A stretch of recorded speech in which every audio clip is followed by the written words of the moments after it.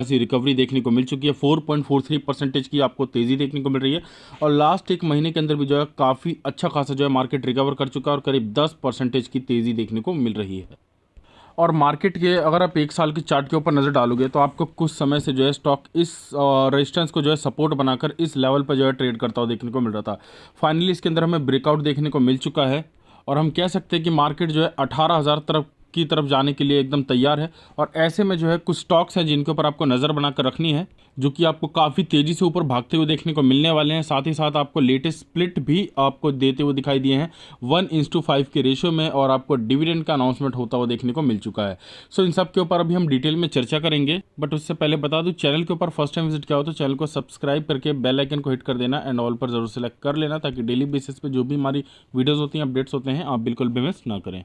So guys, हमारी list का पहला स्टॉक अगर आप देखेंगे तो आपको 6.5% 7% तक जो है आज आपको भागता हुआ देखने को मिल चुका है सिर्फ एक दिन के अंदर। एंड निफ्टी के हालात आपने देखेंगे पिछले एक साल के अंदर जो है आपको काफ़ी ज़्यादा उतार चढ़ाव और गिरावट में देखने को मिली, लेकिन निफ्टी के अगेंस्ट इस कंपनी का जो परफॉर्मेंस है लास्ट एक साल के अंदर अगर आप देखेंगे तो 63% के रिटर्न्स के साथ देखने को मिलता है। जिस कंपनी की अभी हम बात कर रहे हैं इसका नाम है महिंद्रा एंड महिंद्रा लिमिटेड और आज के दिन अगर आप देखोगे तो सिर्फ एक दिन के अंदर जो है 6.5% का जंप है। मैक्सिमम के अंदर जो है स्टॉक ऑलरेडी एक मल्टीबैगर के रूप में देखने को मिल चुका है और यहाँ पर जो रेजिस्टेंस था यही जो है अब इस कंपनी का एक बहुत बड़ा सपोर्ट का कामकाज करते हुए देखने को मिलने वाला है। सो डेफिनेटली अगर आप स्टॉक के अंदर बाय करना चाहते हैं तो आप 1,000 रुपये का स्टॉप लॉस लगा के इसके अंदर बने रह सकते हैं। हाल फिलहाल में इस कंपनी से रिलेटेड काफ़ी सारी न्यूज़ देखने को मिल रही है और अभी हाल फिलहाल में जो इनकी बुकिंग्स है इन्होंने एक रिकॉर्ड ब्रेकिंग नंबर्स दिखाए हैं। लाइक अभी हाल फिलहाल में कुछ दिनों पहले महिंद्रा ने लॉन्च किया है अपनी एक नई कार जिसका नाम है स्कॉर्पियो एन और उसकी डिमांड अगर आप देखेंगे तो काफ़ी तेज़ी से बढ़ रही है, जिसके चलते इन्होंने प्लान किया है कि अपने प्राइस को करीब 50,000 से लेकर 70,000 तक जो है बढ़ा सकते हैं। और इसके वजह से जो है इसके अंदर बुकिंग सिर्फ 30 मिनट के अंदर अगर आप देखेंगे तो 1,00,000 बुकिंग्स आ गई और आने वाले वन डे के अंदर अगर आप देखेंगे तो यही 1,00,000 जो है आपको 10 लाख और 20 लाख तक की जो है बुकिंग्स तक भी जो है पहुंचती देखने को मिलने वाली है। सो कहीं ना कहीं एक हाई सेल्स के चलते जो है स्टॉक के अंदर एक अच्छी खासी पॉजिटिविटी बनी हुई है। अगर आपको ये स्टॉक थोड़ा सा महंगा लगता है तो मैं यही बता दूं, अगर आप लॉन्ग टर्म बेसिस पे स्टॉक को होल्ड कर जाएंगे तो आपको यही स्टॉक काफ़ी सस्ता लगेगा और आप सोचेंगे कि काश हमने उस समय ले लिया होता तो आज हमें और भी ज़्यादा प्रॉफिट हुए होते। इसके ऊपर डेफिनेटली आपको नज़र बनाकर रखना है। एक मल्टीबैगर स्टॉक है, 1,000 रुपये का स्टॉप लॉस यूज़ कर सकते हैं। अगला स्टॉक 734 रुपये का है जिसने हाल फिलहाल में अपने मिड कैप को क्रॉस करके जो है लार्ज कैप के अंदर एंट्री ली है। लेकिन सबसे बड़ी बात अगर आप देखोगे तो ये कंपनी का मैक्सिमम चार्ट एक बहुत बड़े मल्टीबैगर के रूप में देखने को मिला है। 5 रुपये का स्टॉक आज आपको जो है 736 रुपये के आसपास देखने को मिलता है, जिसके अंदर 13,813% के रिटर्न देखने को मिलते हैं। एक दिन के अंदर जो है स्टॉक के अंदर आज 5% का सर्किट है और यही सर्किट जो है आपको लगातार आपको ऊपर की ओर बढ़ता हुआ भी देखने को मिल रहा है। जिस कंपनी की भी हम बात कर रहे हैं Cholamandalam investment and finance corporation limited इसका नाम है, जो कि फाइनेंशियली तो काफ़ी स्ट्रांग है, लेकिन अगर आप ध्यान दें इसकी तेज़ी की वजह के पीछे तो आपको Q1 का रिजल्ट देखने को मिलता है, जिसने अभी हाल फिलहाल में अपने रिपोर्ट्स आपके सामने रखे हैं, जिसके नेट प्रॉफिट जो है 565 करोड़ का निकल कर आया है। तो देखा जाए तो Q1 के अंदर जो है कंपनी ने ग्रो किया है 2,770 करोड़ का net profit stand loan and इसके चलते जो इस कंपनी के बिजनेस में काफ़ी अच्छी खासी ग्रोथ रही है और यही वजह है कि आज स्टॉक के अंदर 5% तक का जो है आपको सर्किट अभी लाइव देखने को मिल रहा है और आगे भी जो है आपको ये बढ़त देखने को मिल सकती है। अभी वेट है बस इस कंपनी के डिविडेंड के अनाउंसमेंट का, जो कि पहले ही एक नोटिस के जरिए हमें बता दिया गया था कि आपको Q1 के बाद जो है डिविडेंड के जो है मिलने के आसार नज़र आएंगे, लेकिन इसके ऊपर कोई ऑफिशियल अभी अनाउंसमेंट देखने को नहीं मिली है।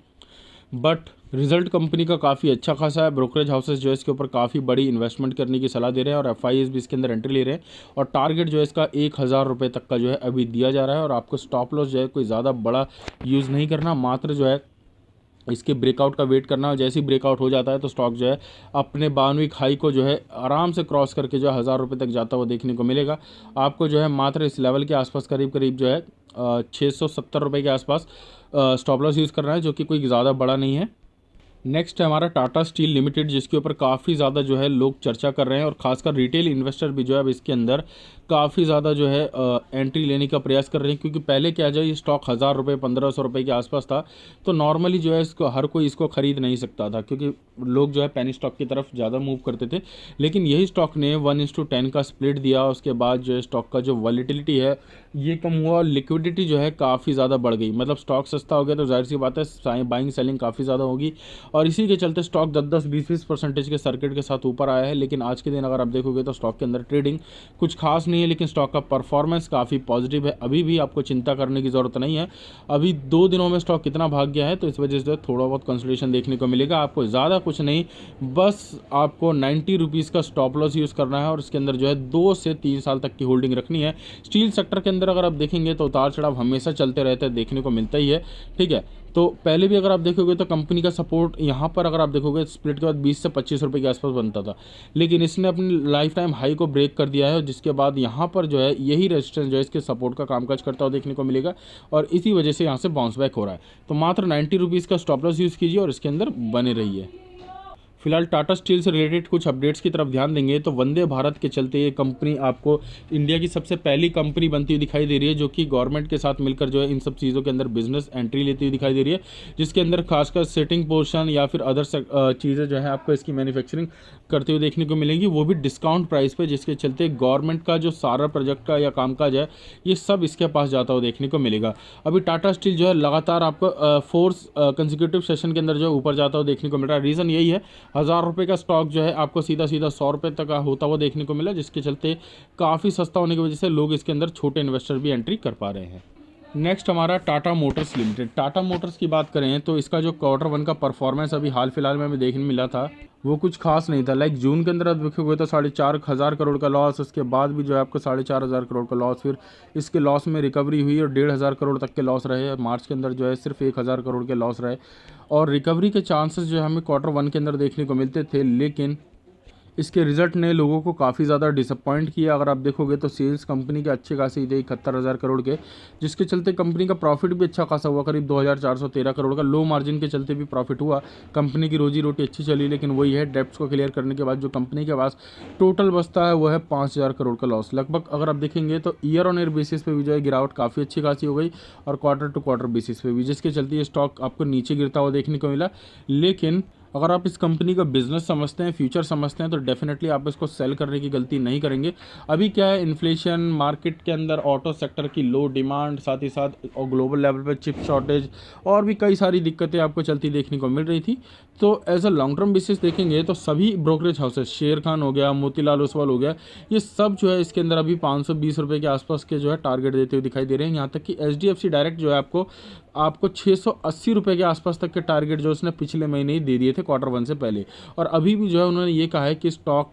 का जो लेवल है ये आपको अराउंड जो है 650 रुपये तक जो है ईजिली जाता हुआ देखने को मिल जाएगा। सो अगर आप इस कंपनी का बिजनेस समझते हैं, फ्यूचर समझते हैं, तो डेफिनेटली आपको ये लॉस जो है आने वाले फ्यूचर में काफ़ी बड़े लेवल पे रिकवर होते हुए देखने को मिलेंगे। फिलहाल मैक्सिमम चार्ट के अंदर देखोगे तो जिस तेज़ी से कंपनी ग्रो की है, और यहाँ पर जैसे ये स्टॉक अपने लाइफ टाइम हाई को ब्रेक कर देता है तो यही एक मेन सपोर्ट का कामकाज करने लगेगा, और स्टॉक कभी भी आपको जो है 600 रुपये से नीचे आता हुआ देखने को मिलेगा ही नहीं, ठीक है। तो आप बस वेट कीजिए कैसे न कैसे ब्रेकआउट कर दे। फिलहाल जो है यहाँ पर सपोर्ट बना हुआ है, आपको मात्र 400 रुपये का स्टॉप लॉस यूज़ करना है। अगर आप थोड़ा सा रिस्क ले सकते हैं, जैसे पहले स्टॉक थोड़ा बहुत गिर गया था, तो आपको जो है 380 रुपये का जो है आपको स्टॉप लॉस यूज़ करना है और इसके अंदर बने रहना है,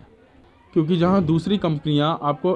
प्रेजेंट लेवल पे कामकाज करती हुई देखने को मिल रही है, टाटा मोटर्स का जो फ्यूचर है ये काफ़ी ज़्यादा ब्राइट है, क्योंकि आने वाले 10 से 20 साल तक के जो है प्लान्स को लेकर चल रही है, और टाटा एवेन्यू जो है इसके लिए एक काफ़ी बड़ा प्रोजेक्ट होने वाला है, जिसके चलते इस कंपनी की वैल्यू जो है सीधा 1,000 रुपये तक भी जो है जाती देखने को मिल सकती है। नेक्स्ट हम बात करें अदानी पोर्ट्स की, तो इसके अंदर तेज़ी की एक मेन वजह यह है कि स्टॉक टेक्निकली अगर आप देखेंगे तो ऊपर जा रहा है। यहाँ पर जो है कंपनी ने सपोर्ट लिया और वापस से बाउंस बैक करने का प्रयास कर रहा है। 52 वीक हाई टूट जाता है तो इसके टारगेट अच्छे खासे देखने को मिल सकते हैं, लेकिन आपको ये भी बता दूं कि अदानी के अंदर जितना ज़्यादा आपको प्रॉफिट देखने को मिलता है उतना ही ज़्यादा रिस्क होता है। कर्ज में डूबी हुई कंपनी है, लेकिन इसका हाल फिलहाल में हमें रिजल्ट देखने को मिला था, जिसके अंदर कंपनी का जो परफॉर्मेंस है लास्ट पिछले 4 क्वार्टर के मुकाबले ठीक ठाक देखने को मिला था और अच्छे खासे ग्रोथ देखने को मिले थे, जिसके बाद इसने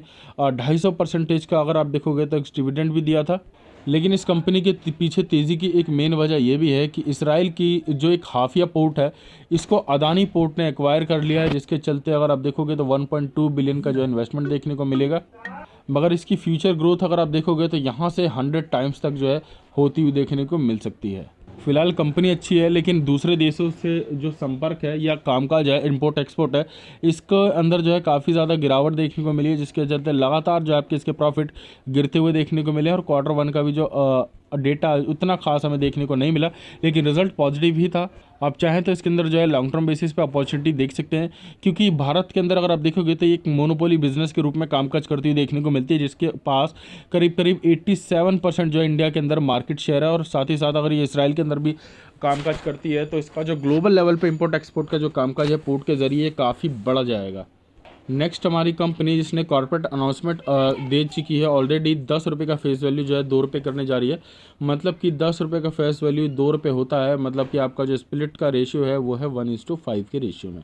आप चाहें तो इसको खरीद सकते हैं। 8 तारीख जो है इसकी एक्स डेट है, मतलब 8 तारीख को जो है स्टॉक का सेटलमेंट होगा, और आपको ख़रीदना है स्टॉक को 7 तारीख से पहले, क्योंकि 9 तारीख इसकी रिकॉर्ड डेट है, 8 तारीख इसका एक्स डेट है। और अगर आप 7 तारीख को इस कंपनी को खरीद लेते हैं तो एक अच्छे खासे प्रॉफिट या फिर स्प्लिट के जो है आपको चांसेस मिलते हुए देखने को मिलेंगे। फिलहाल मैक्सिमम चार्ट के अंदर देखोगे तो ये एक मल्टीपल स्टॉक साबित तो हुआ है, लेकिन उतार चढ़ाव जो है कंपनी के अंदर काफ़ी ज़्यादा देखने मिलते हैं। अभी स्टॉक जो है वापस से बाउंस बैक कर रहा है स्प्लिट की वजह से ही, लेकिन अगर ये स्टॉक सस्ता हो गया तो इसके अंदर लिक्विडिटी बढ़ जाएगी। और एक अच्छी बात यह है कि कंपनी फाइनेंशियली प्रॉफिटेबल है,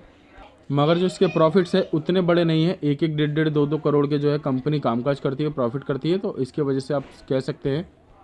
कि ये एक काफ़ी छोटी कंपनी है, मात्र 321 करोड़ का, और उसके हिसाब से 1700 रुपये का पर शेयर आपको वैल्यू देखने को मिल रहा है। रीज़न यही है कि कंपनी के अंदर जो मार्केट के अंदर जो इसके शेयर है ये काफ़ी ज़्यादा कम है, और स्प्लिट हो जाता है उसके बाद बोनस वगैरह भी मिलता है, तो आपको जो इसकी चांसेस हैं लिक्विडिटी की ये और ज़्यादा बढ़ती देखने को मिलेगी, और ग्रोथ अपॉर्चुनिटी काफ़ी ऊपर तक जा सकती है।